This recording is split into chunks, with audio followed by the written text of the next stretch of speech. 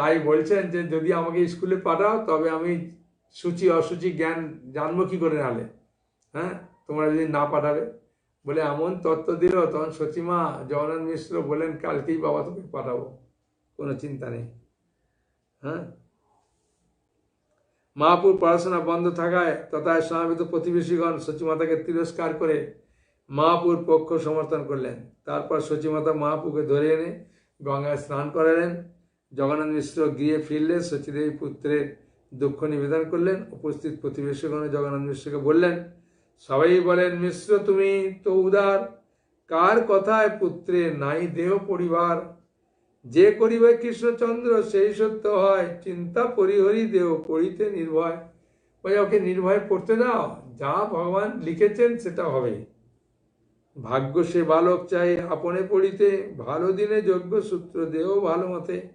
হ্যাঁ, তাকে পড়িতে উন্নয়ন করো, ভালো দিন দেখে তাকে পড়ার সুযোগ দাও। পড়িতে পাইলা প্রভু বাপের আদেশে, হইলেন মহাপ্রভু আনন্দ বিশেষে। যখন শুনলেন তখন মহাপ্রভু খুব আনন্দ পেয়েছে, কাল থেকে স্কুলে যাব, বন্ধুদের সঙ্গে খেলা করব, আনন্দ করব।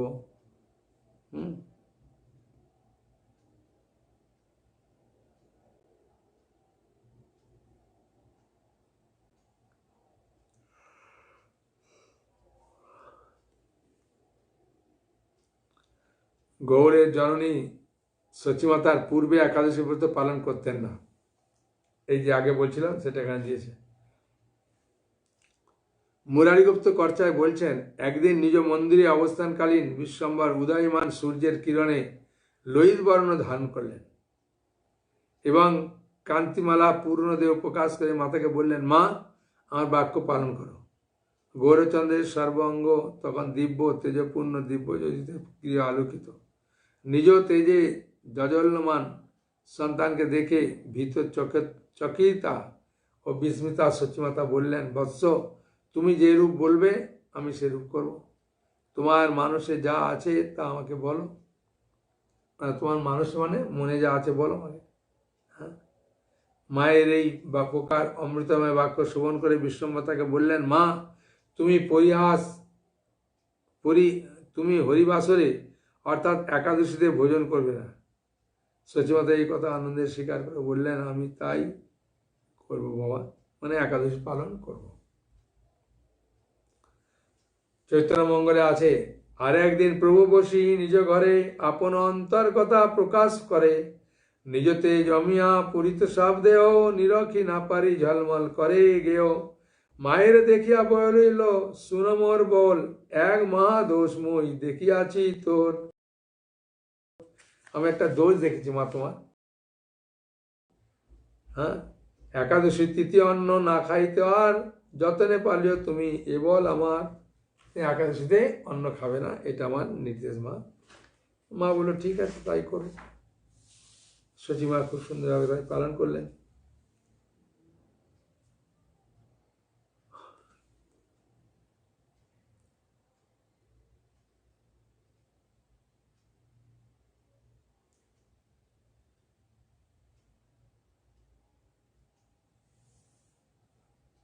চৈতন্য ভাগবতে আছে যে যখন মহাপুর বয়স 10 বছর তখন তার বাবা গত হয়ে যায়। হ্যাঁ, আর সেই সময় নিমাই তার মায়ের কাছে থাকতেন, মাকে খুব স্নেহ করতেন, মায়ের কথা শুনতেন, তখন সচিমাও খুব আনন্দ পেতেন।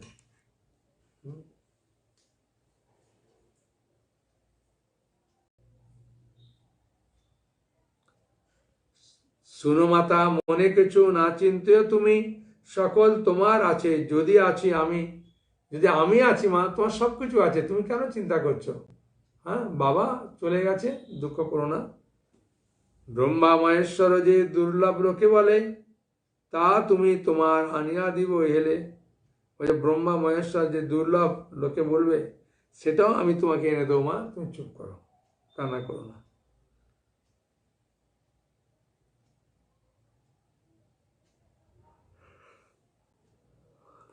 সচিমা এখন পতি সেবা বঞ্চিত হয়েছে, এখন পুত্র সেবায় নিয়োজিত হয়েছেন। সচিমাতা পিতৃহীন পুত্রের সকল আবদারি সহ্য করতেন। বাল গৌরাঙ্গের দৌরাত্ম সীমা নাই, সচিমাতা তার নীরবে অম্লান বদনে সহ্য করেন। গৃহে কিছু থাক আর না থাক গৌর সুন্দর তা বিচার করার অবকাশ নেই। কোনো বস্তু জননী চাইলে তা তৎক্ষণাৎ দিতে হবে না। কোনো বস্তু জননীকর চাইলে তা তৎক্ষণাৎ দিতে হবে, না দিলে নিস্তার নাই। মানে যখনই কিছু নিমাই চাইবে সচিমা তাই দিতে হবে, যে না দেয় তাহলে কান্নায় ভেঙে পড়বে, অনেক কিছু করবে। বলছে কিছু থাকুক না থাকুক নাইক বিচার, চাইলে না পাইলে রক্ষা নাই আর। যেটা চেয়েছে সেটা যদি না দেওয়া হবে তাহলে আর রক্ষা নেই। সচিমা দেখলো আজ কিছু একটা বিপদ করে দেবে,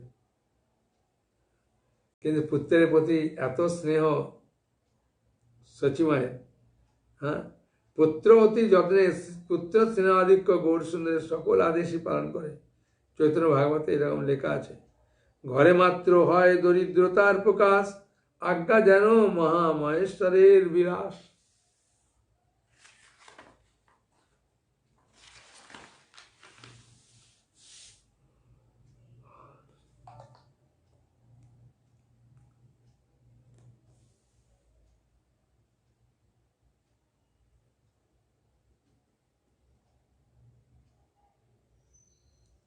একদিন মানে মহাপ্রভু তিনি গঙ্গা স্নান করবার ইচ্ছা করেছে, মানে গঙ্গা স্নানে যাবে ইচ্ছা প্রকাশ করলেন।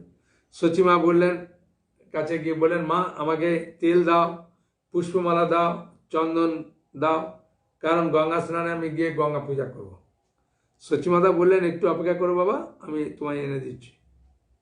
এনে দিতেছি এ কথা শুনে মাত্রই বালগৌর রেগে বললেন, মানে যাই বলে আমি এনে দিতেছি, মানে কাল থেকে এনে দেবে। তখনই একদম গৌর সুন্দর রেগে আছে। একদিন প্রভু চলিলেন গঙ্গা স্থানে, তৈল আমলকি চায়ে জননীর স্থানে, দিব্যমালা সুগন্ধি চন্দন দেহ মোরে, গঙ্গা স্নান করি যান চাং গঙ্গা পুজিবারে। জননী কহেন বাপ শুনো মন দিয়া, ক্ষণেক অপেক্ষা করে মালা আনো গিয়া। যেই মাত্র শুনিলে বচন, ক্রোধে রুদ্ধ হইল সচির নন্দন। একদম প্রচন্ড রেগে গেছে তখন।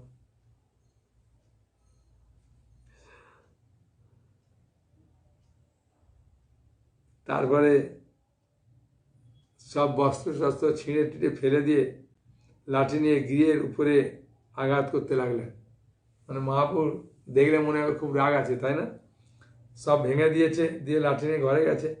ঘর দ্বার ভাঙি শেষে বৃক্ষের দেখিয়া, তাহার উপরে ঠেঙ্গা পাড়ে দোয়াতিয়া।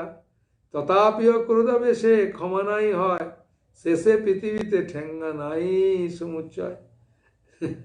এই বৃক্ষ প্রাঙ্গণ ভূমির উপর পুনঃ পুনঃ ষষ্ঠীর প্রহার করে ক্রোধান্ধ শচীনন্দন ধুলায় পড়ে আঙ্গিনা এক প্রান্ত হতে অপর প্রান্ত পর্যন্ত গড়াগড়ি লাগলেন। সচিমাতা তখন পুত্রের নিকট এসে সাহস করে নাই বলতে কিছু। কতক্ষণে মহাপ্রভু গড়াগড়ি দিয়া স্থির হইয়া রইলেন শয়ন করিয়া, সেই মতে দৃষ্টি কইরা যোগ নিদ্রাপতি পৃথিবীতে শুইয়া আছেন বৈকুণ্ঠপতি। তখন যোগমায়া দেখছেন যে বৈকুণ্ঠপতি মাটিতে শুয়ে আছে, হ্যাঁ, ভেঙে ভুঙে সব কিছু দিয়ে। তখন সচিমা বলছেন, উঠো বাপ, উঠো উঠো বাপ মোর, হেরো মালা ধরো, আপন ইচ্ছায় গিয়া গঙ্গা পূজা করো। এই মালা ধরো, ইচ্ছা মতো তুমি গঙ্গা পূজা করে এসো। ভালো হইল বাপ যত ফেরিলা ভাঙিয়া, যাওক তোমার সব বালাই লইয়া। হ্যাঁ, শচীনন্দন জননীর ডাকে একবারে গঙ্গায় গেলেন। দ্রৌপদী অপচয়ে তিনি লজ্জিত হলেন। অবনত মস্তকে তিনি ভূমি হতে উঠে গঙ্গা পূজার সাজসাদি মানে সজ্জাদি দিয়ে গঙ্গা স্নান করলেন। মানে গঙ্গা পূজা করে তারপরে গঙ্গা স্নান করেছেন।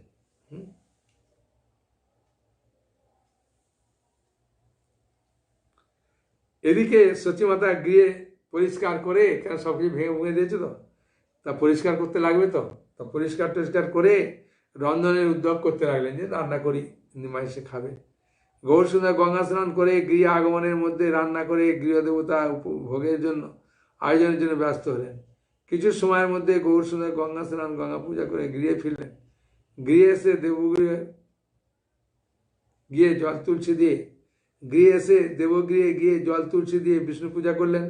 তুলসী দেবীকে জল প্রদান করলেন। দেখুন, মহাপ্রভু নিজে তুলসীকে জল দিতেন, হ্যাঁ, নিজে এসে পূজা টুজা করতেন, কত সুন্দর। দেখুন, সচিমা যেহেতু ভেঙে টুকে দিয়েছে, সচিমা ঘরটা পরিষ্কার করলেন, রান্নার জন্য বন্দোবস্ত করছেন। তা নিমাই স্নান করে ঘরে ফিরে এসে তারপরে দেবগিরি জল তুলসী দিয়ে বিষ্ণু পূজা করলেন, তারপরে তুলসী মানিকে জল দিলেন, তারপরে ঠাকুরকে ভোগ দেওয়ার সমাপন করলেন, ঠাকুরকে ভোগ নিবেদন করলেন। অনন্তর পাকগৃহে গমন করলেন, তারপরে যেখানে রান্না হচ্ছে ওখানে গেলেন। জননীর নিকট গিয়ে তিনি ভোজন বসলেন। শচীপুত্রের নিকট বসে নানাবিধ ব্যঞ্জন পায়েস আদি পুত্রকে ভোজন করেন। কাছে বসেছেন, মা পরিবেশন করছে, আস্তে আস্তে ভালো করে খাওয়াচ্ছে। ভোজনান্তে সচিনন্দন হাসতে হাসতে,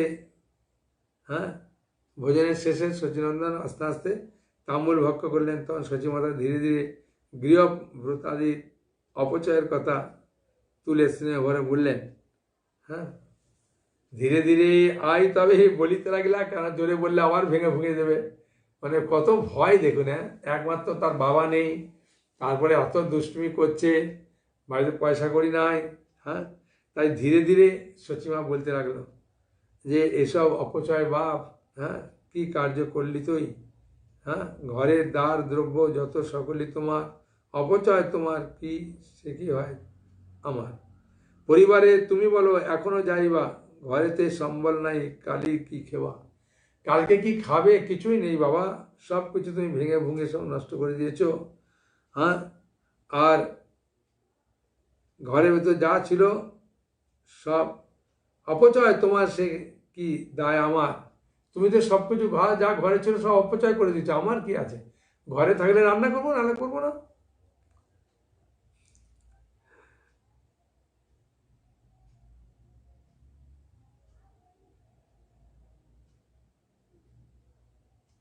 এবারে বলবেন কিছু?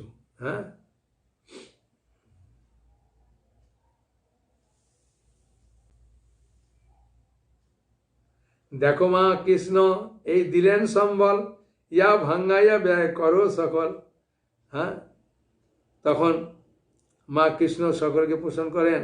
এই জন্য তুমি চিন্তা করো না। এই কথা বললে গঙ্গাদাস পণ্ডিতের টোলে গ্রন্থ হস্তে গমন করলেন। তিনি বিদ্যা চর্চা করে সন্ধ্যাকালে যখন গৃহে ফিরে এসেছেন, শচীদেবীর হাতে তোলদয় স্বর্ণ প্রদান করলেন। বললাম এক ঢেলা সন্দেশ দিয়ে দিলেন। হেসে বললেন, দেখো মা কৃষ্ণই দিলেন সম্বল, ইয়া ভাঙাইয়া ব্যয় করো সকল। কৃষ্ণ এটা পাঠিয়ে দিচ্ছে, এটা বিক্রি করে তুমি মা সব কিছু কেনো। একথা বলে গৌরসুন্দর নিজ কার্যে চলে গেলেন। সচিমাতা স্বর্ণকণ্ঠ দেখে বিস্মিত হয়ে মনে মনে ভাবছেন, যে নিমাই বালক বয়সী, আর বারবার স্বর্ণ কোথা থেকে আনে? কারো কাছ থেকে তো ধার করে আনে না, বা কোনো সিদ্ধি বলে আনে, আমি কিছুই বুঝতে পারছি না। এরূপ চিন্তা সচিমাতা বড়ই কাতর হলেন। সোনা ভাঙাতে দিতেও তার মনে বড় ভয় হলো। তাই 10 ঠাঁই যাচাই করে সোনা ভাঙানো হয়। তারপরে সচিমাতা সেটা নিয়ে গিয়ে সবাইকে কোনজন কত বেশি দেয় বা এই দেয় সবাইকে দেখে দেখে তারপরে ওই সোনাটা ভাঙালেন, এবং সেই টাকা দিয়ে সচিমাতা আবার সব কিছু জিনিস কিনে নিয়ে এলেন।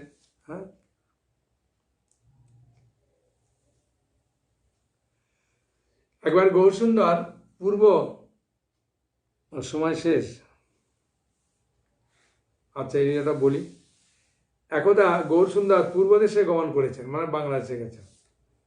শচীদেবীর কাছে অনুমতি চাইলেন। একথা শ্রবণ করে শচীদেবী মনে বড়ই অস্থির হলো। তিনি পুত্র মুখ না দেখে কি করে গৃহে থাকবেন, একথা ভেবে ব্যাকুল হলেন। সচিমাতার মন জেনে গৌরসুন্দর বললেন, মা অল্প সময়ের জন্য যাব, আর এই জন্য অধিক বেদনা প্রাপ্ত হবে না। একথা শ্রবণ করে সচিমাতা পূর্ব দেশে গমনের জন্য গৌরসুন্দরকে অনুমতি দিলেন, যে যাবো, অল্প দিনের মধ্যে থাকবো, চলে আসবো, তুমি দুঃখ করো না। গৌরসুন্দর পূর্বদেশ গমনে কিছুকাল পরে লক্ষ্মীপ্রিয়া সর্পদংশনে দেহত্যাগ করে। মানে তখন লক্ষ্মীপ্রিয়ার সঙ্গে বিয়ে হয়ে গেছে অলরেডি। তা লক্ষ্মীপ্রিয়া মহাপুর অদর্শনে মারা গিয়েছিলেন। ওটাই কাল সর্প, তাকে বলে যে সর্পদংশন করেছে বলে কাল সর্প। মহাপুর অদর্শনে তিনি বিরহ জ্বালা সহ্য করতে না পেরে দেহত্যাগ করেছেন। তখন সচিমাতার শোক দ্বিগুণ আবার বেড়ে গেল। কিছুদিন পরে গৌরসুন্দর গৃহে গমন করে লক্ষ্মীপ্রিয়া অন্তর্ধানের কথা জানতে পেরে সচিমাতাকে সান্ত্বনা প্রদান করলেন। তারপর লক্ষ্মীপ্রিয়ার প্রতি ইন্দ্রদেবের সাপ প্রদানের কথা মাতৃ সমীপে বললেন। লক্ষ্মীপ্রিয়ার কোনো একটা সাপ ছিল, অভিশাপ ইন্দ্রদেবের। সাপ ভোগ শেষ হলে তিনি সদাম লাভ করেছে শ্রবণ করে সচিমাতা আবার শোক ত্যাগ করলেন যে মা চিন্তা করো না। কি অভিশাপ দিয়েছিল লক্ষ্মীপ্রিয়াকে এটা জানা নেই, যদি কখনো জানি বলবো। হ্যাঁ,